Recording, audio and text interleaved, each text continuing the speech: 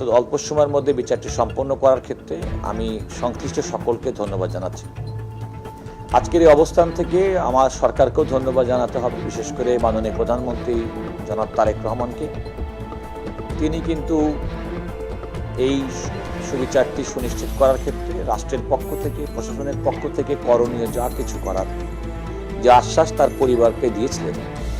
এবং আমি যতটুকু মনে পড়ে, আমি মিডিয়াতে, মেইন স্ট্রিম মিডিয়াতে শিশু রামিসার পিতার একটা বক্তব্য শুনেছিলাম।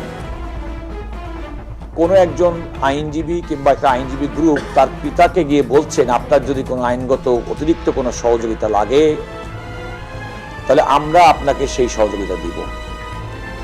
এমনকি অতি উৎসাহিত হয়ে অনলাইনেও কেউ তাদেরকে সহযোগিতা করার জন্য আগ বাড়িয়ে গেছেন।